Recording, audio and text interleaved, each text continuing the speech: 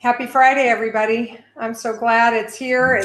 It's been such a long week, it feels like, for some reason. I don't really know why, but I'm with you. Yeah, strangely long. So Friday's here. I know. Yeah, and I'm Jen Wilson, and with me is Amy Vetter, and we're here to do leadership lunch chat with you all. Talk about the latest in the profession, latest in our lives, related to leadership, and I just thought I'd start this broadcast just acknowledging the death of a rock and roll icon that I think Amy and I both share some relatedness to.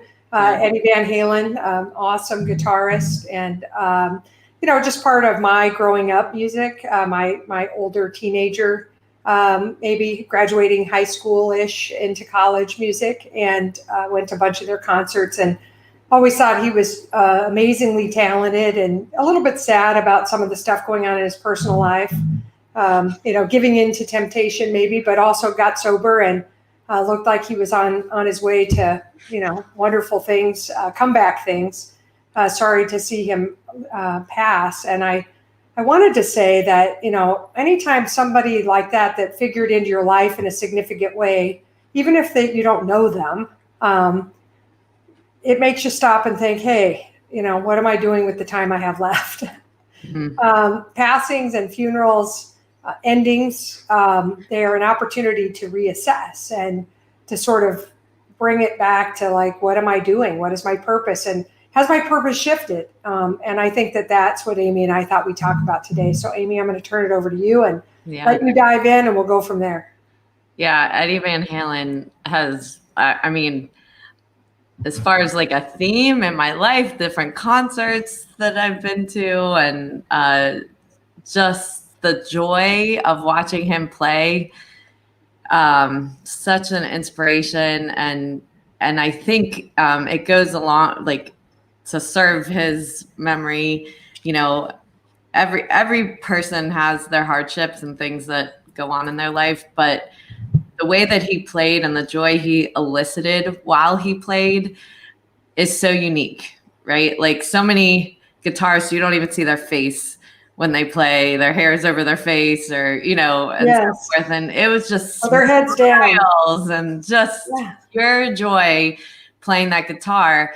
And that's really why I wanted to talk about personal purpose today. It actually was twofold on that. And this week with my son's girlfriend, one evening, we decided to watch that Ruth Bader Ginsburg movie.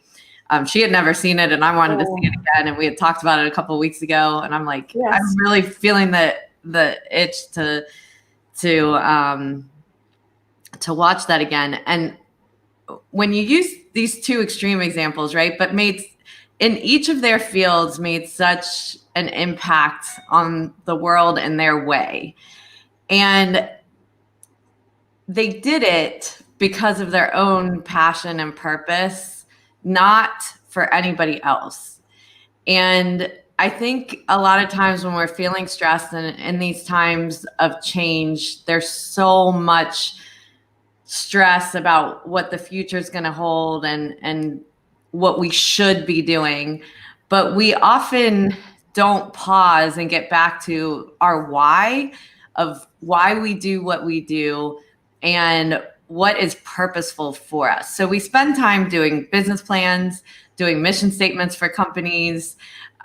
We track our goals, but we don't necessarily just take our personal time and create what is our purpose? Like, why do we do what we do, and who do we want to serve, and what kind of impact do we want to make? Now, maybe not to the heights of Eddie Van Halen and Ruth Bader Ginsburg, but as examples of that, it comes from within, that it is something that when you go off of it, you can feel off, that that you are not serving your personal purpose. And so, one of the things for me in my life has always been, I watched my mom's businesses crumble, when I was a teenager, and I just had this real mission in my head of like, I don't want other small businesses to ever go through this again. I don't want employees' families to have to suffer. And I take it really to heart. It's a personal mission.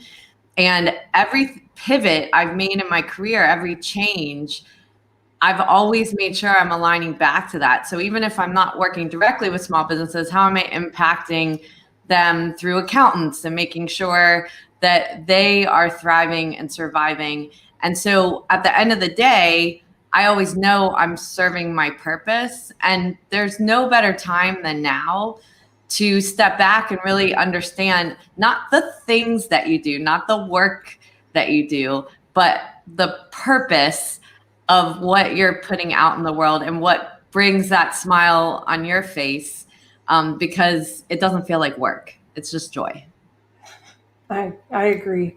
One of my big prayers for my children is that they get as much out of their work as my husband and I each do. And, I don't think either of us set out to have work that we love. I think that we got jobs, or whatever. Yeah. I mean, that's what we thought we were supposed to do. And I don't know that my mother loved what she did. I'm not totally sure my dad did. But I just didn't look at work as like this thing you were supposed to love. But I fell in love with technology first, and then how it could help people, run better businesses, basically. And I thought that was just the coolest thing. It could free up their time and allow them to work on other things that were more important. And then I fell in love with business and the mechanics of business and the inspiration and the motivation, all that stuff. My husband fell in love with home building, and I mean in love with it. And neither of us knew that was going to happen, but every day we're called out, called away from our beds and called away from our, cozy comfort zones into the world to really go after our work. And we love it. And I hope my children have the same thing. And I tell them that, and I say, you won't have it at first, probably because you don't know, and you certainly might not pick the right thing at first either. Like my oldest is going to be a teacher, and she's almost, ready to launch as teacher. And I say to her, that'll either be awesome or it won't, that's either going to turn out to be your passion and purpose, or it's going to be a stepping stone on your way to that thing, whatever that is. So I agree, Amy, that we should, look at that, recenter on it. And also when we're feeling off or unhappy, how come and what can we do about it? Part of my personal mission is to empower people and to inspire them. And empower, those sound like buzzwords. You know what I mean? Those are buzzwords. Mm-hmm. But when I think about empowerment, I'm thinking about giving people their power back. Yes. I meet so many powerless people, full of complaints and full of reasons and full of excuses and full of unhappiness and full of blame. Yes. And full of like limits. Yeah. Like, well, we can't do that because our partners won't let us, or, I won't get my partners to agree to that. Or, our clients would never let us do that. We could never, change the way we bill because our clients wouldn't let us, that kind of stuff. And my job, I think, always is to have people see what's possible when they stop letting that limit stuff come up, and stop sort of really feeling like. So if you're unhappy in your work, my comment back is, how come and what are you going to do about it? And if you're in action, always trying to change something, what could I try that I haven't tried, or what could I stop doing? Sometimes it's what we have to stop doing. I need to stop doing this so I can start doing that. But what are you doing about that feeling if you're having it? And how could you get in action about it? Yeah. And the other thing, and this came up yesterday on a conference I was speaking at, where the questions always come in, well, my boss wouldn't let me do that, or I don't have control over this. And this is why it's really important mindset of what can you control, because our brains are set for negativity. That is where we will rest if we don't intentionally shift our mindset to what can we control. And even if you have to sit down and write a list of that, that's option A. Option B is if you've taken the time to put your personal purpose down and write am I living, is this in alignment with my values, not just company values, but my values? Then I'm in the right place. Yes. So what things can I do to make this better? And if it's not, then start looking at other options. And that doesn't have to be tomorrow. So it's another thing to understand that maybe you're in this for a year because you just have to be in order to get to where you want to be in 5 years. And that's okay too, as long as you know why you're doing what you're doing. So really getting honed in on that personal purpose can help with really giving you some guide to navigating this right now, because I think there's so much doom and gloom, and all of us have had our moments of breakdowns and sadness. I can't tell you how much I miss being on a stage. I mean, like, so much. Like, I can't even watch, like, I had to send a proposal and I watched the video I sent them and I was like almost in tears. I'm like, when will I be on stage again? But on the other hand, if I look at the positives that have come out of not traveling as much as I normally travel and doing those things, I've been able to create a routine and create new ways of offering services and time to do it that I haven't had before. I haven't had much time for coaching. I haven't had as much time for consulting, and I'm really diving into those things and enjoying it. So it's important. And when I say that, I'm not shifting off my personal purpose by doing those things. I'm not just like jumping it, because there have been opportunities that have come my way and I'm like, it would be very easy for me to take that right now because I am losing a ton of speaking revenue this year, right? Yes. So if I just want to grab at it, I could, but that's not the direction I want to go. And we do have control over that. We have intention. And I believe if you write it down, you work toward it, you put goals toward it, and you, just like a business plan or goals, that every month you sit down and give yourself an evaluation against your personal purpose plan and make sure that you're staying aligned. And wherever you think that you're off, shift and make an intention for the next month. And that way it doesn't feel so out of control, that you've got a guiding purpose forward. And that's where leadership comes into play.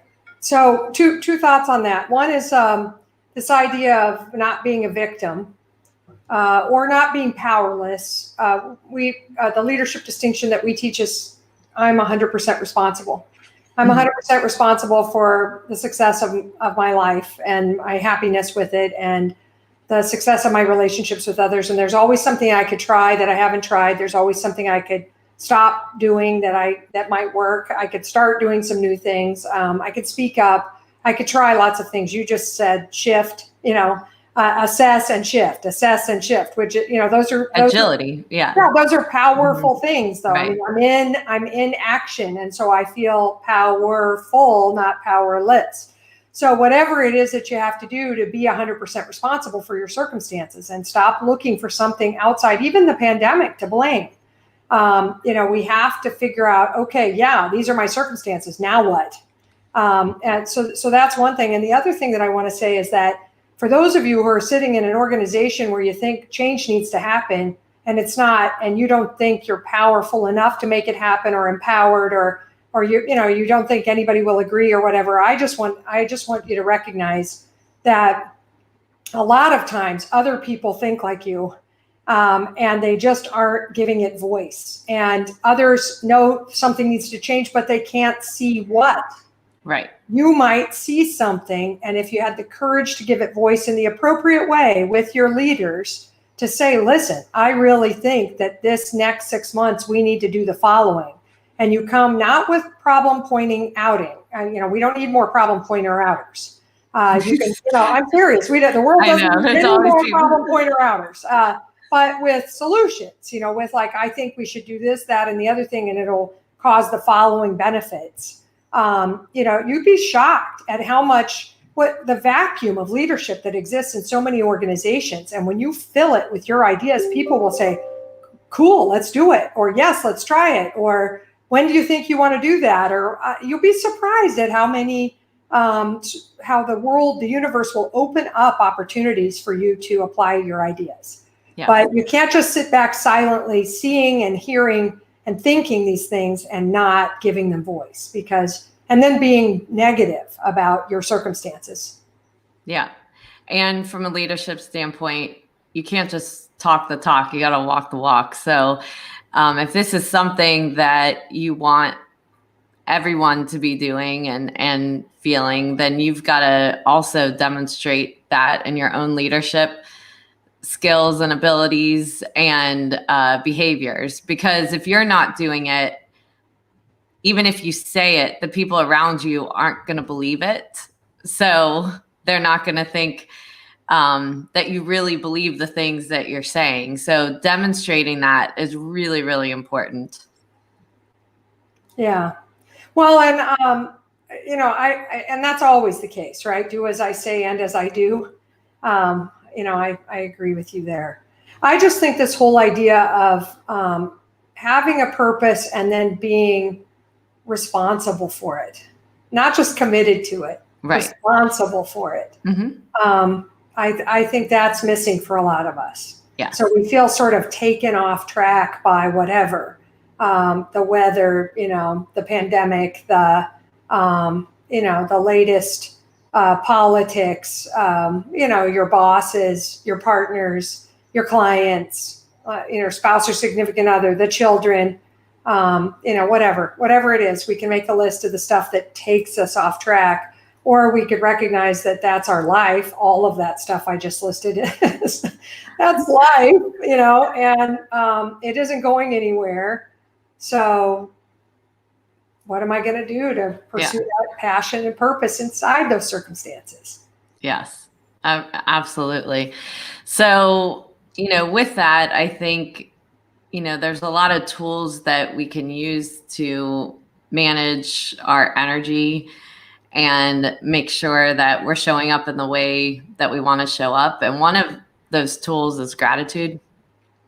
And the things that you're talking about, sometimes it's just, I woke up this morning, these things don't have to be huge things, but in order to shift the perspective that even when things are hard, we're still grateful for the lives that we have, that we live, that we're able to, walk this life that can have its ups and downs, but that is the journey. And I think, for me, one of the things that has been so permeating for me with yoga and learning yoga philosophy is just the thousands and thousands of years of trying to understand the human condition. Like, this is not new. Yeah, your problems have played themselves out a lot of times. Many times. And you're like, how did they know that? Well, because they were human. And they were trying to figure it out themselves without MRIs, without all the tools that we have today, but found natural ways to shift your energy. And we don't have to go out and buy things to shift our energy. We just have to be disciplined with intention. Yes. And that's the hardest part as an adult, is that we don't necessarily we will give ourselves a pass before we discipline ourselves to keep on a path, because it's uncomfortable, because maybe we're not as good at something, or it doesn't feel good. So it's really important that we are understanding, as an adult, we are 100% responsible, going back to what you said, and figuring out the little practices we can put in our day to show up the way that we want and create the energy we want around us, and make sure at the end of the day we can still say we're serving our purpose. Yes.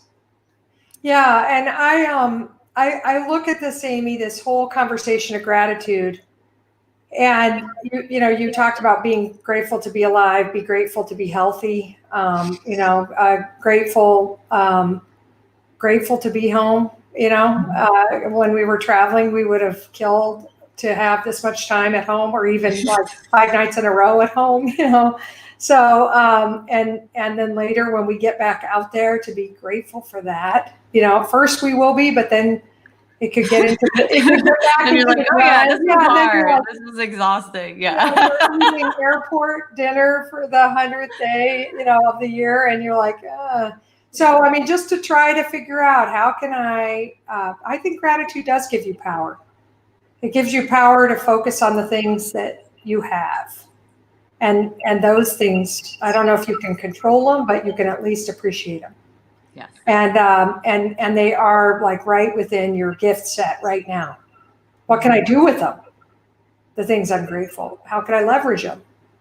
You know, I'm super grateful. I have you in my life, Amy, and I have a woman that I ran with this morning at 6:15, Jill, who reaches out to me a couple times a week and says, "Hey, how about 6:15?" And I say, "Oh, thank God, Jill is going to run with me." Because, we'll go faster and harder because we're together. Yeah. I'm grateful for so many things like that. If you can focus on that, it gives you more power and inspiration for your purpose. Yes. Gratitude. Absolutely. I love it. I love that. Yeah. Well, we're way past time, so we should stop. Okay. I think, well, we're grateful to do this every week. So that has been one thing from the pandemic, was a new thing for us to do together. For sure. Yeah. So it's been a great journey. Yeah, it has been, and it's a blessing. And today, Eric and Brandon have commented a bunch. You'll see them when it hits social media. And Eric Mazurek says, "Gratitude, yes, every day. I truly believe I'm lucky to be alive, be here." Which is fantastic. And Brandon's always, every day, Brandon posts several major memes in my Facebook following of him to start the day off right. Awesome. He does. And he said several in our feed, but one is embrace life's journey, use your gifts towards your purpose. I love it. Yes. So anyway, thanks everybody for being with us today, and we'll be back next Friday. And if you have any topics that you want us to cover, I know we always have too many, but we would love yours ahead of ours, that's for sure. So thank you so much for being with us, and have a great day and a great weekend and a great next week till we see you again. Thanks everyone. Have a great weekend. Yeah, thanks. And thanks, Amy.